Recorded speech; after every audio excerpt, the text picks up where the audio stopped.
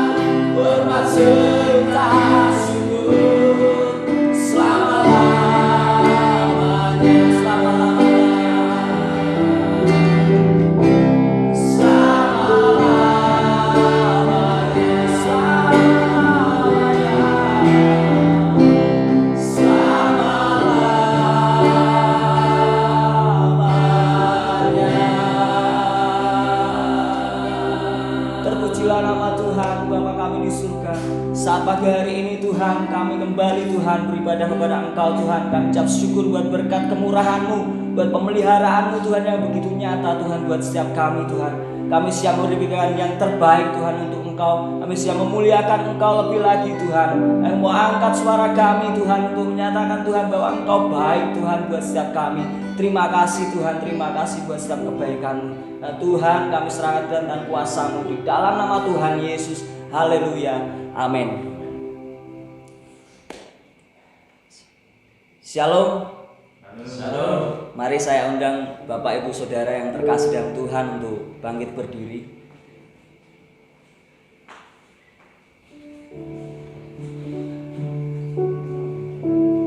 Saya mau ajak saudara dan saya kita memberikan terbaik untuk Tuhan karena kebaikan Tuhan yang begitu nyata bagi setiap kami. Mari kita angkat satu pujian, Engkau baik Tuhan.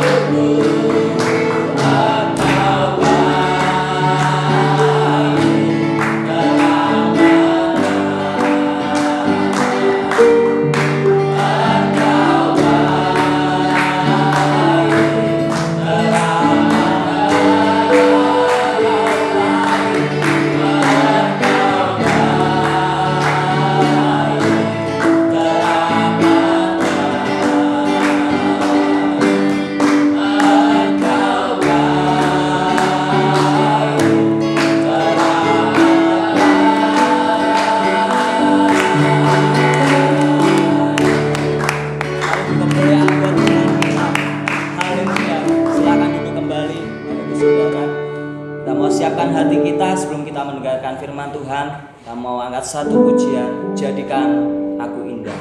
Haleluya.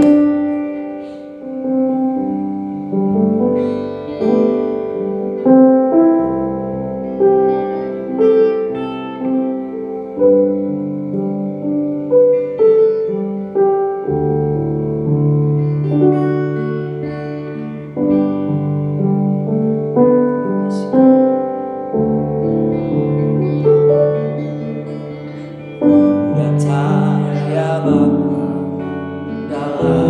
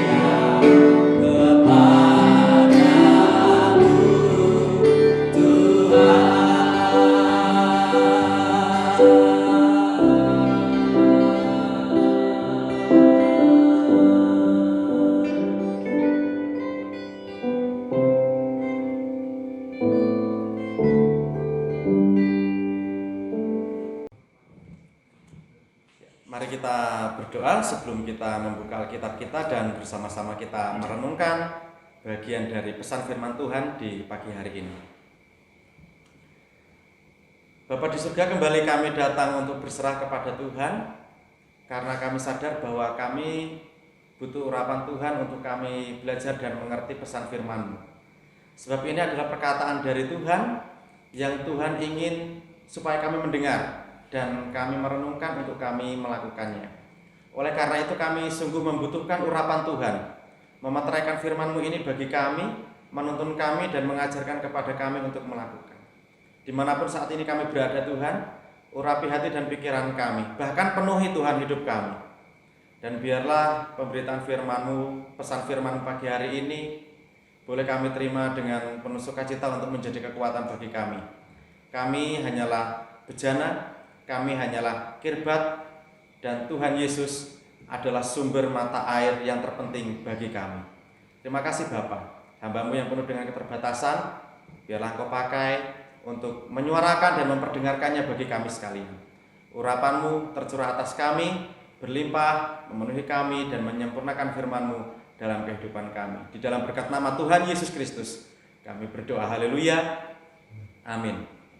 Ya, pagi hari ini saya ucapkan salam, selamat pagi. Salam. Untuk jemaat Tuhan yang ada di Kalangan, yang ada di Bran, yang ada di Gunung Sari, yang ada di Londo Celong, yang ada di Ruju, juga yang ada di manapun saat ini berada, mungkin tidak sempat untuk berkumpul bersama dengan keluarga di rumah, mungkin saat ini berada di perjalanan di luar kota ataupun saat ini sedang mengerjakan aktivitas yang lain, tetapi tetap mempersembahkan dan memberikan waktunya untuk bersekutu bersama.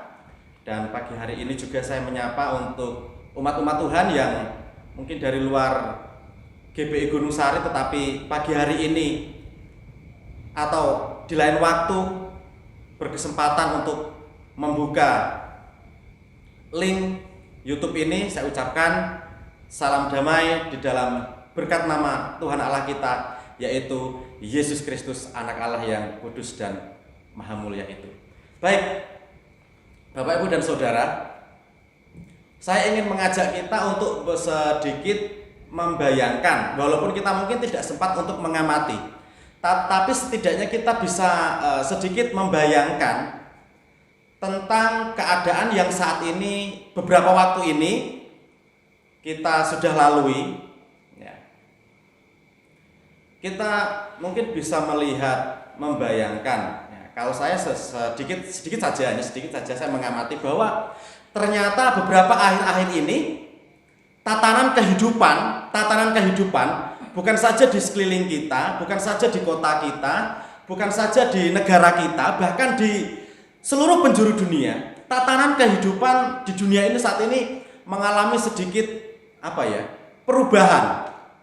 Mengalami sedikit perubahan. Apa itu? Kita bisa melihat secara yang ada di sekeliling kita. Hubungan dengan sesama kita harus dibatasi. Harus ada jarak. Kemudian interaksi kita dengan sesama kita, dengan teman, sahabat, bahkan mungkin juga bisa jadi dengan anggota keluarga kita pun ada batas, ada jarak. Kita pergi ke pasar, kita melihat juga banyak orang yang menjaga jarak.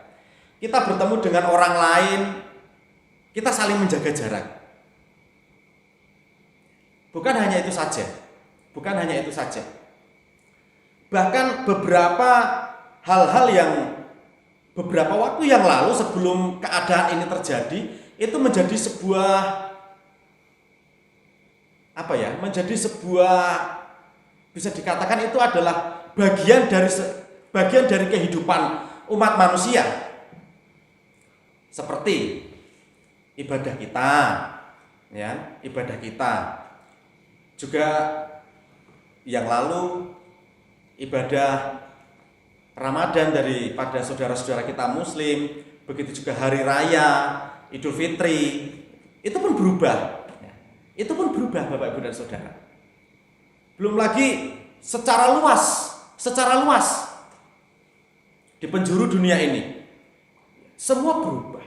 Semua tatanan berubah. Bahkan untuk tahun ini saja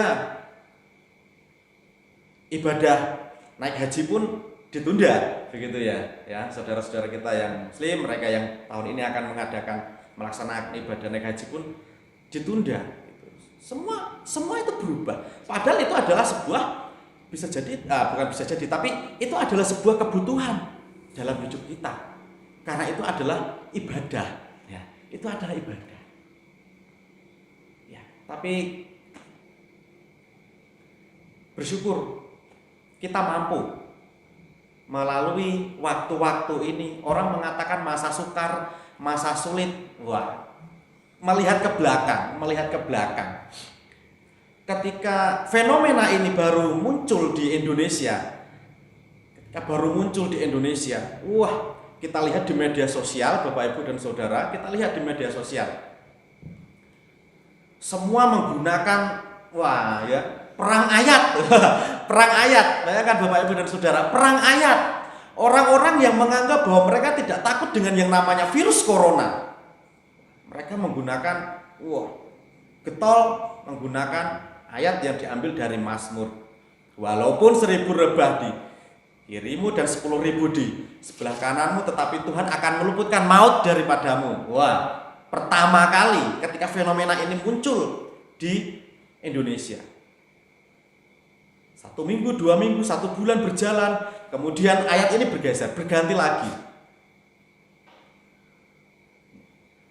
Tapi engkau masuklah ke dalam rumahmu, bersembunyilah barang untuk sesaat dan biarkanlah maut ini berlalu. Wah, sudah bergeser lagi, berubah lagi.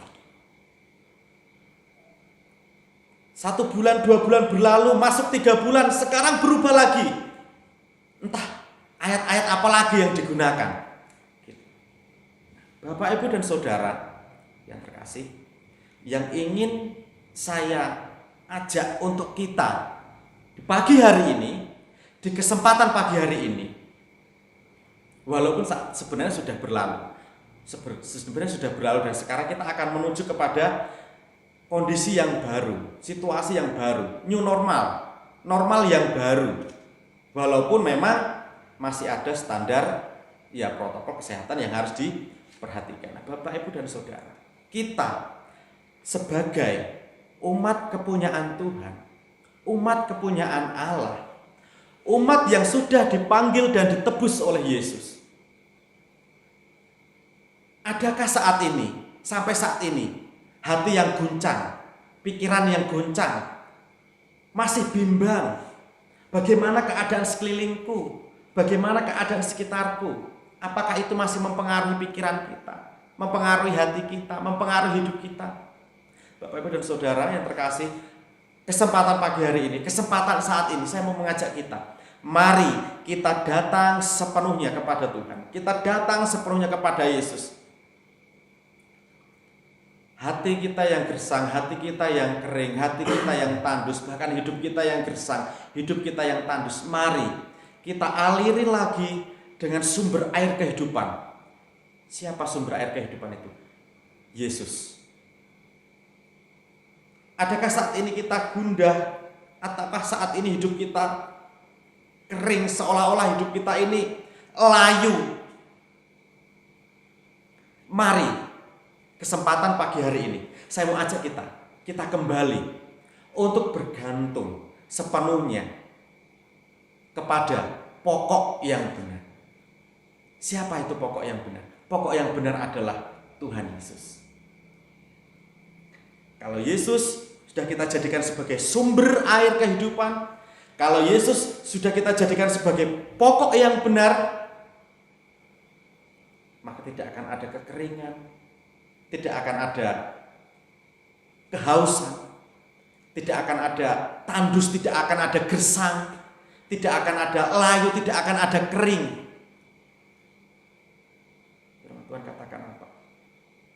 Orang yang percaya itu seperti pohon yang ditanam di tepi air yang mengalir.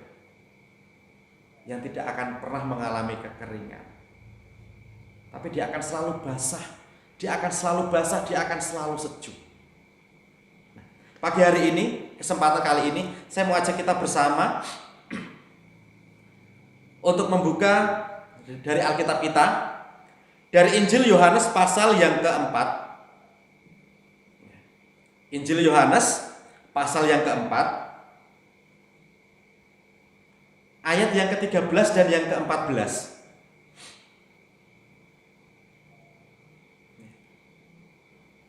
Injil Yohanes pasal yang keempat, ayat yang ke-13 dan yang ke-14. Saya akan bacakan dari sini. Bapak Ibu Saudara bisa menyimak sambil membaca di tempat Bapak Ibu Saudara masing-masing. Injil Yohanes pasal yang keempat, ayat yang ke-13, demikian bunyi firman Tuhan. Jawab Yesus kepadanya, barang siapa minum air ini, ia akan haus lagi. Tetapi barang siapa minum air yang akan kuberikan kepadanya, ia tidak akan haus untuk selama-lamanya. Sebaliknya, air yang akan kuberikan kepadanya akan menjadi mata air di dalam dirinya, yang terus-menerus memancar sampai kepada hidup yang kekal. Bapak, Ibu, dan Saudara, konteks dari nats ini, dari perikop ini adalah ketika Yesus berada di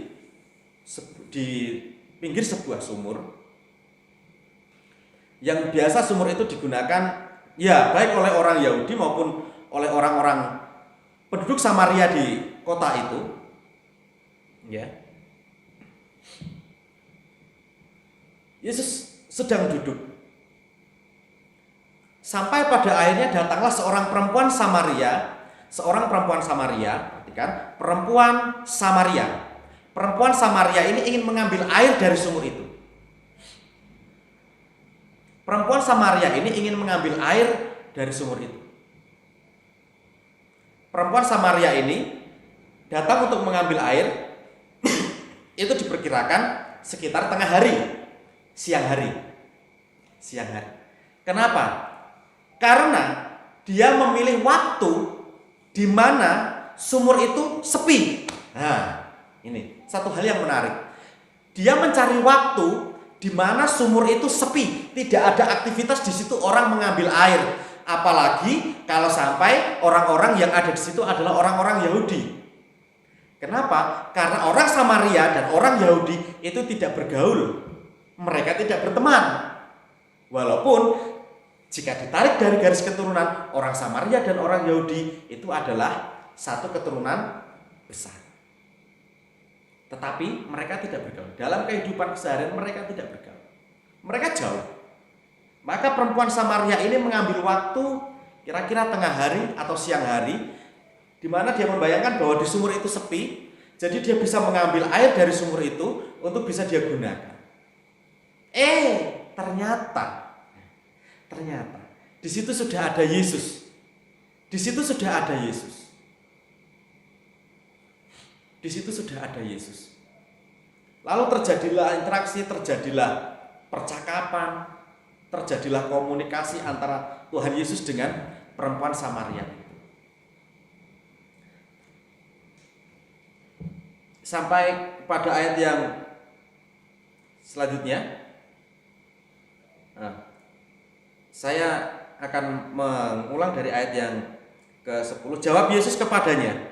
Ayat yang ke-10, perhatikan. Jawab Yesus kepadanya, jikalau engkau tahu tentang karunia Allah dan siapakah dia yang berkata kepadamu, berilah aku minum, niscaya engkau telah meminta kepadanya dan ia telah memberikan kepadamu air hidup. Ayat yang ke-11, kata perempuan itu kepadanya, Tuhan, engkau tidak punya timba dan sumur ini amat dalam.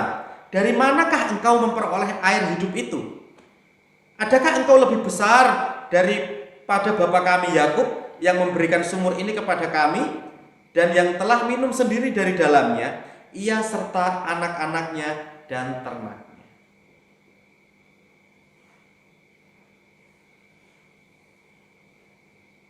Yesus meminta kepada perempuan Samaria ini air untuk minum.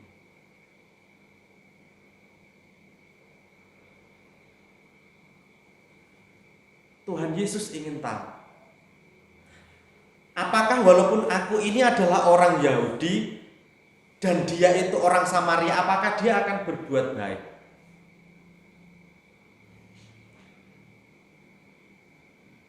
Tapi pada akhirnya memang wanita ini menimba air dari sumur itu dengan timba yang ada di sumur itu, dan selain dia mengisi ke dalam tempatnya, ke dalam wadahnya, dia juga memberikan Tuhan Yesus minum.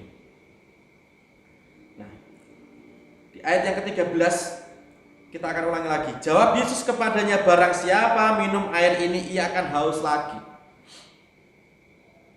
Tuhan Yesus tahu keadaan wanita ini. Tuhan Yesus tahu apa yang dialami keseharian oleh wanita ini.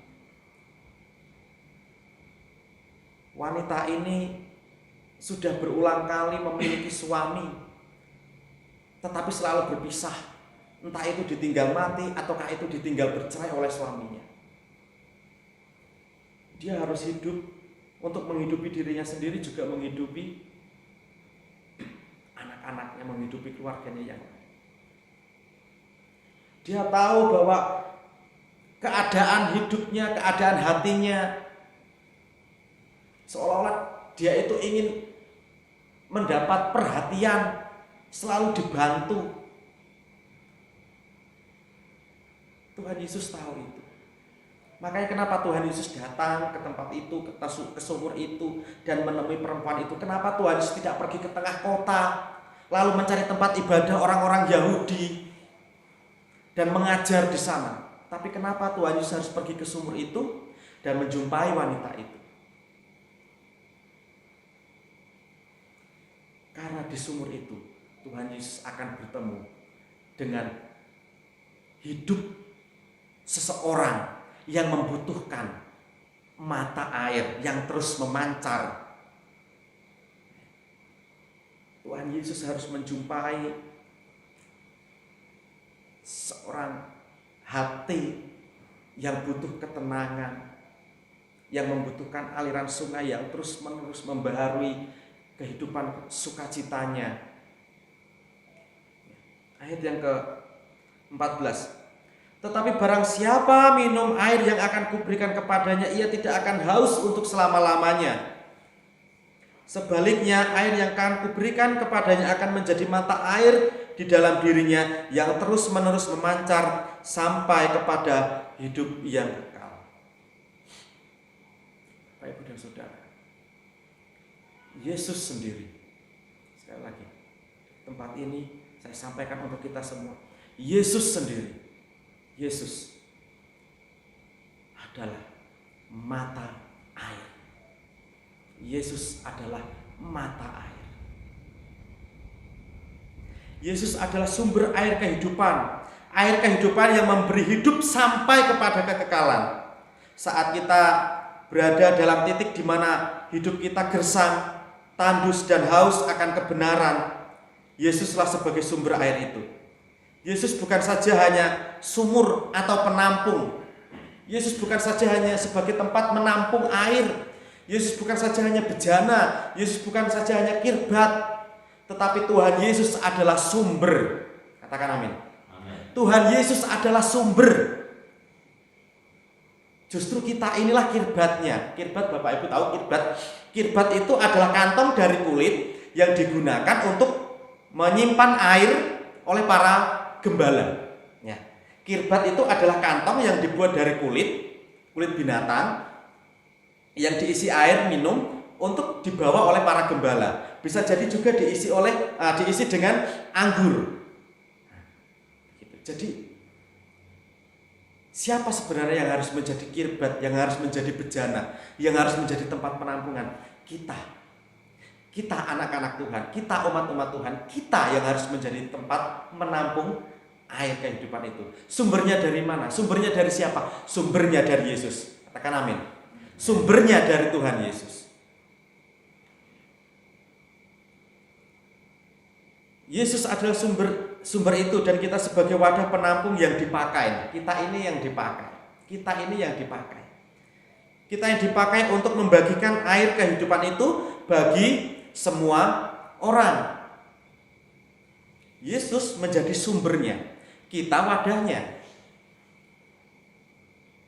Untuk apa? Untuk membagikan kepada semua orang. Kita akan lanjut kepada ayat yang ke-28 dan ke-29. Ayat yang ke-28 dan ke-29, Bapak Ibu Saudara bisa menyimak, saya akan bacakan untuk kita. Maka perempuan itu meninggalkan tempayannya di situ, lalu pergi ke kota dan berkata kepada orang-orang yang di situ. Ya. Maka perempuan itu meninggalkan tempayannya di situ, lalu pergi ke kota dan berkata kepada orang-orang yang di situ, mari lihat, di sana ada seorang yang mengatakan kepadaku segala sesuatu yang telah kuperbuat. Mungkinkah dia Kristus itu? Di sana ada orang yang mengatakan segala sesuatu yang kuperbuat. Mungkinkah dia Kristus itu? Bapak Ibu dan Saudara, ada frasa yang sangat bagus yang saya lihat dari ayat yang ke-29 ini. Ayat yang bagian yang terakhir. Mungkinkah dia Kristus itu? Mungkinkah dia Kristus itu? Bapak Ibu dan Saudara, bagaimana mungkin orang Samaria bisa mengerti tentang Kristus? Bagaimana mungkin orang Samaria mengerti tentang Kristus? Karena sebagian besar dari mereka dicap sebagai orang kafir oleh orang Yahudi, orang yang tidak bertuhan oleh orang Yahudi. Sedangkan Kristus, Mesias, itu hanya ada dalam sejarah orang Yahudi. Bapak Ibu dan Saudara, ada satu hal yang sangat baik sekali. Ada satu hal yang sangat luar biasa sekali. Ternyata perjumpaan Yesus dengan perempuan Samaria itu memberikan hasil. Bapak Ibu dan Saudara, memberikan hasil. Ternyata perempuan Samaria itu bisa berubah dari seorang yang mencari air kehidupan, yang membutuhkan air kehidupan. Ternyata di ayat yang ke-28 katakan apa? Maka perempuan itu meninggalkan tempayannya di situ, lalu pergi ke kota dan berkata kepada orang-orang yang di situ. Dia tidak saja hanya menjadi orang yang membutuhkan air, tetapi ada perubahan dalam dirinya, ada perubahan dalam hidupnya. Dia menjadi kirbat, dia menjadi tempayan, dia menjadi bejana. Dia menjadi tempat yang menampung air itu. Dia pergi ke kota, dia sampaikan kepada orang-orang, dia sampaikan kepada masyarakat di kota itu. Hei, lihat. Di sana ada orang yang mengatakan tentang segala sesuatu yang aku perbuat. Mungkinkah dia Kristus itu?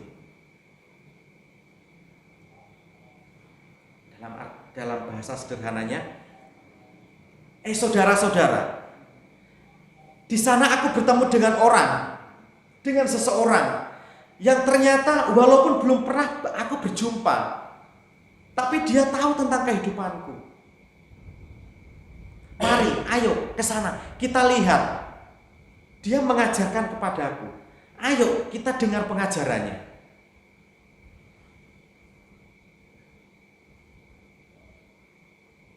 Bapak dan Saudara, perempuan Samaria ini ketika dia datang ke sumur itu dengan harapan bahwa dia akan hanya sekedar mengambil air untuk dia minum, untuk dia masak, untuk kebutuhan keluarganya.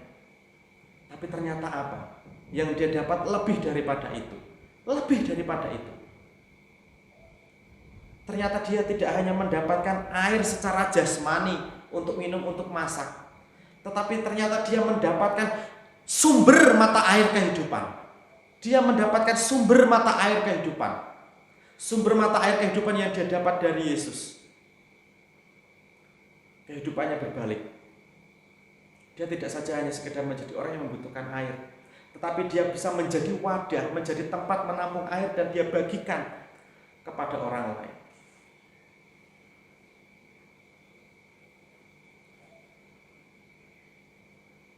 Demikian juga dengan hidup dan panggilan kita. Kita tidak saja hanya dipanggil untuk menjadi orang yang hanya minum, dan minum. Minum ada batasnya. Setelah itu kita bisa haus lagi, Bapak Ibu dan Saudara. Tetapi ketika kita menjadi wadah, ketika kita menjadi tempat penampungan air, ketika kita menjadi kirbat, menjadi tempayan, menjadi bejana yang terus diisi dari sumber mata air yang tidak pernah kering, yang tidak pernah habis. Bukan saja mengisi kita sampai penuh, tetapi berlimpah. Berlimpah. Kalau kita menerjemahkan apa? Luber, ya, sampai luber. Membasahi sekeliling kita. Bahkan orang-orang bisa mengambil air dari dalam kita. Apa yang harus kita isi di dalam hidup kita? Kasih Kristus, kesaksian Kristus, kebenaran Kristus. Di tengah-tengah masa pandemi, masa-masa sukar, masa-masa sulit yang saat ini kita lalui, apakah di setiap percakapan kita dengan orang-orang di sekeliling kita, mereka mengatakan, wah situasinya gawat, wah keadaannya gawat. Lalu apakah kita juga ikut mengatakan bahwa iyo pancen tenan gawat, wah iyo pancen tenan susah? Ataukah kita tetap memiliki keyakinan, kita tetap memiliki optimis, kita masih memiliki sukacita, kita masih memiliki pengharapan? Nah, itulah yang harus kita isikan di dalam hidup kita dan wadah kita, juga untuk kita bagikan kepada orang lain. Kita bawa setiap pengharapan dari orang-orang, mereka yang lemah, mereka yang lesu, mereka yang letih, mereka yang putus asa. Kita bawa setiap pengharapan itu kepada Yesus. Kita yang sudah menjadi wadah yang sudah dipenuhi, kita sirami dengan kesejukan, kita sirami dengan keyakinan, dengan optimis, dengan penghiburan. Bukan kita ikut ngelentruk, ya, ngelentruk gitu ya. Justru malah kita juga ikut lemah.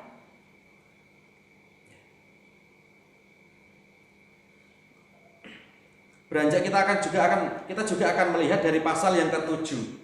Pasal yang ke-7 ayat yang ke-38. Pasal yang ke-7 ayat yang ke-38. Masih dari Injil Yohanes, pasal yang ke-7 ayat yang ke-38. Dan pada hari terakhir, yaitu pada puncak perayaan itu, Yesus berdiri dan berseru, "Barang siapa haus, baiklah ia datang kepadaku dan minum. Barang siapa percaya kepadaku, seperti yang dikatakan oleh kitab suci, dari dalam hatinya akan mengalir aliran air hidup." Kita sering menyanyikan pujian seperti rusa yang haus, rindu aliran sungaimu. Pencipta lagu mengibaratkan bahwa rusa yang haus, rindu aliran sungai. Siapa rusa itu? Rusa itu adalah kita. Siapa aliran sungai? Aliran sungai itu adalah firman Tuhan, adalah kebenaran Tuhan, kasih Tuhan, kedamaian Tuhan. Aliran sungai itu berasal dari mana? Dari sumber. Siapa sumbernya? Sumbernya adalah Tuhan Yesus.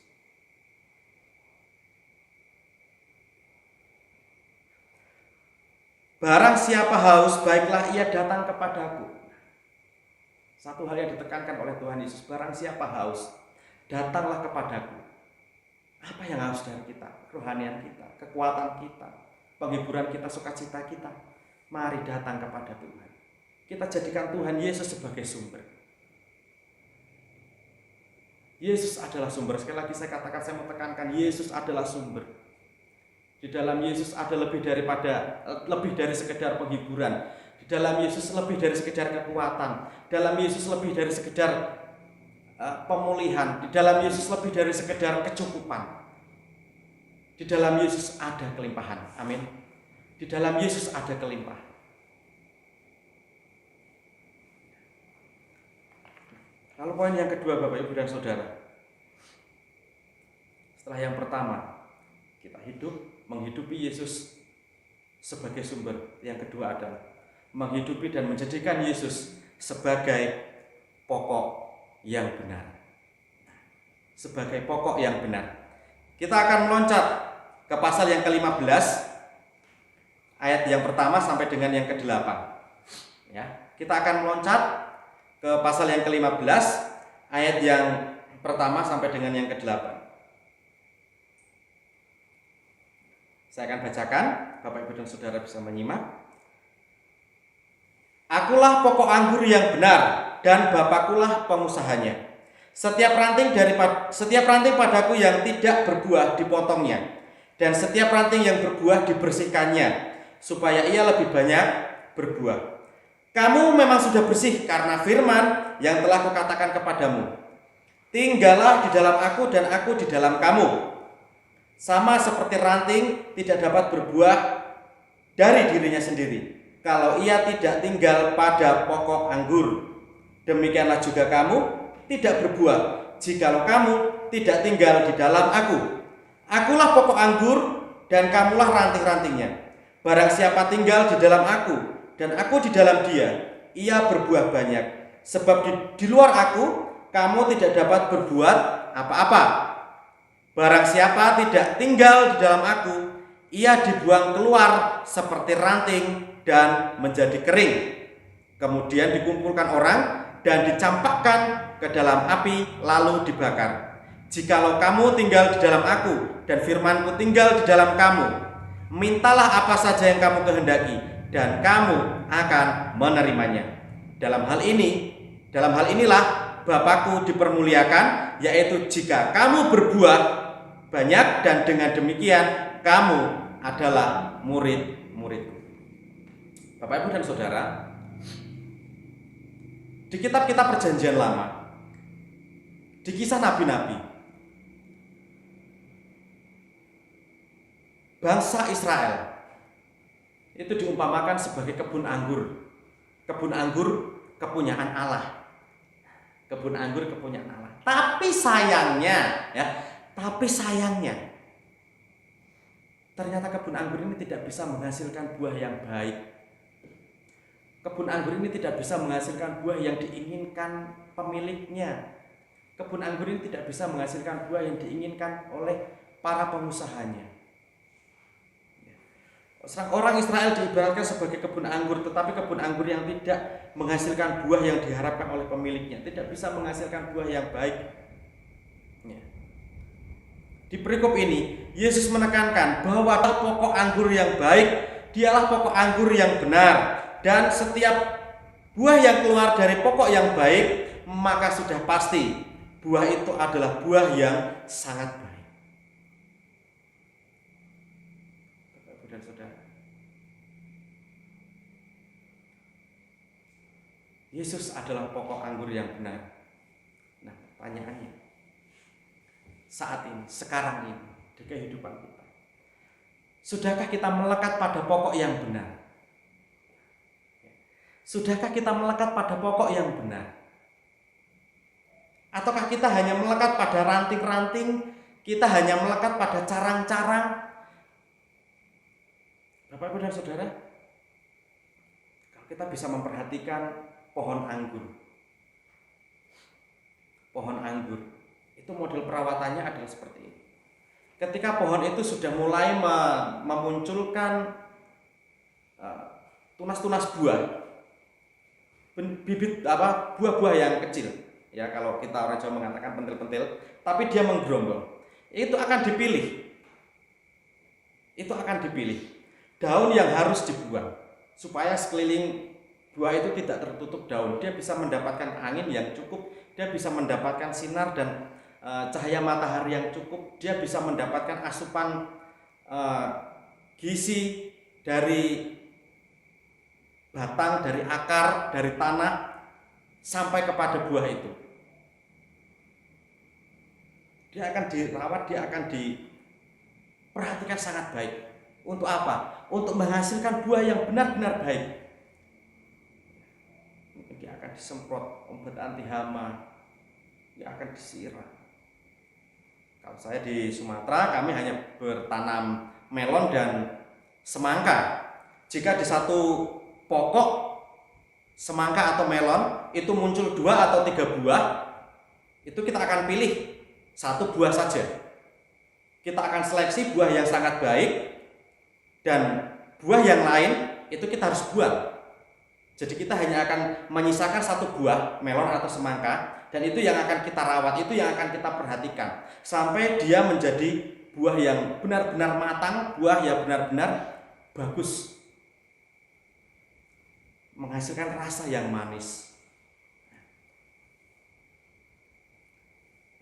Ayat yang keempat, tinggallah di dalam aku dan aku di dalam kamu.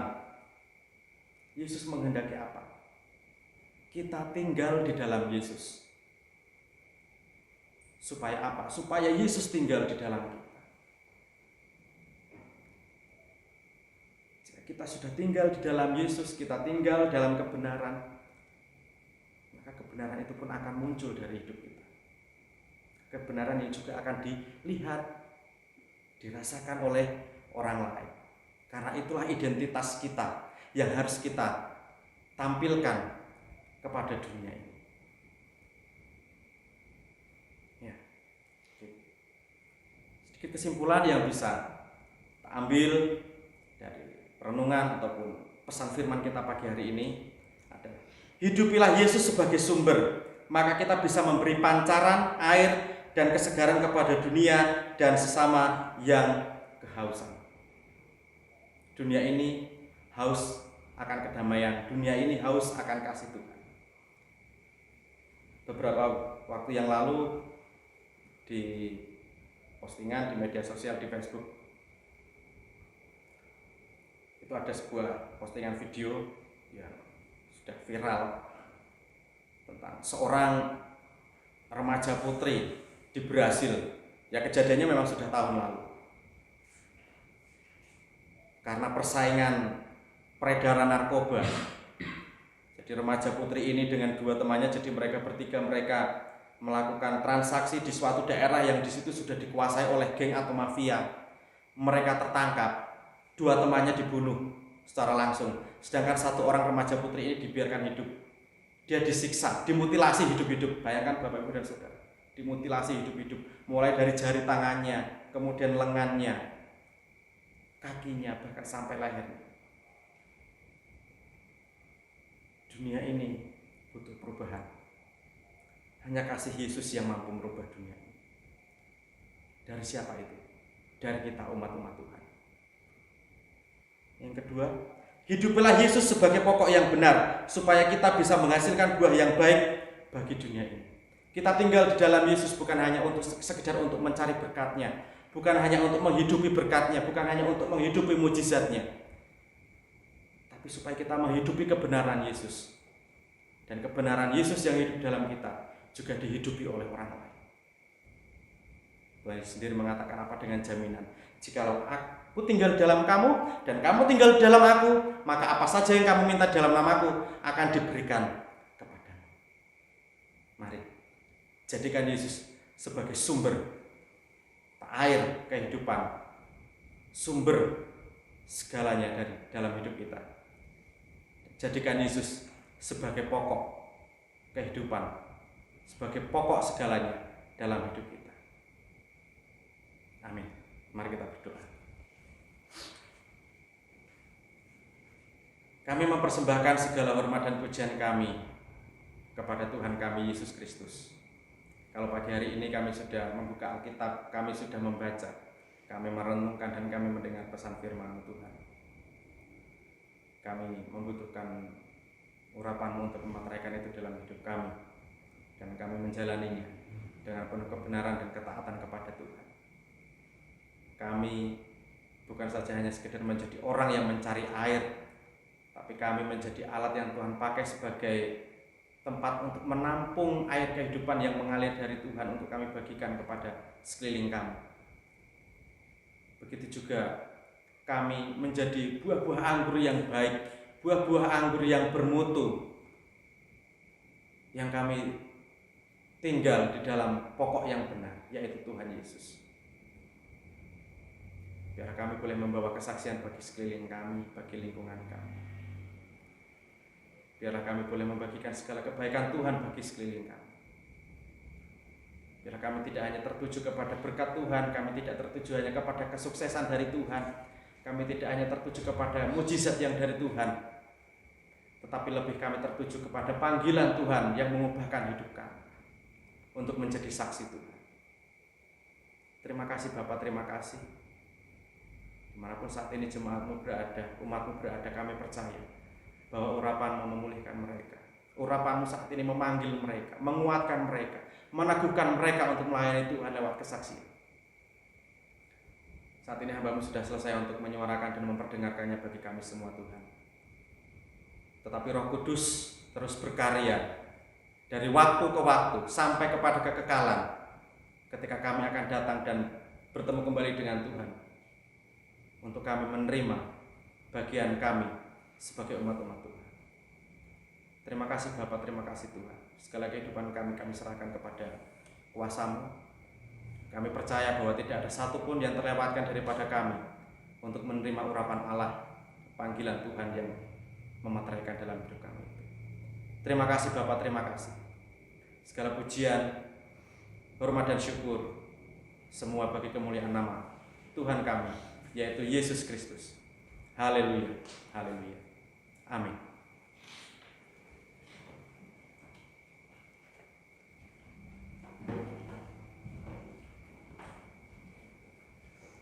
Saudara-saudara yang terkasih, setelah kita mendengarkan firman Tuhan, mari kita pulang. Ada yang bergabung pulang ke rumah kita masing-masing dan undurlah dari persekutuan ini, dan untuk kembali kita bersekutu minggu yang akan datang. Kalau demikian, terimalah berkat dari Allah Bapa yang berupa damai sejahtera dan penggebalan di dalam nama Tuhan kita Yesus Kristus, berupa kasih-Nya mengalir dan memenuhi hati kita, sehingga kita dapat mengasihi satu dengan yang lain. Kita peduli dengan saudara kita, dan kita akan menjadi saksi dimanapun kita berada. Serta persekutuan doa atau persekutuan di dalam kuasa Roh Kudus menyertai kita, menguatkan kita, memberikan bimbingan yang sempurna di dalam kehidupan kita dari sekarang sampai selama-lamanya. Haleluya, amin.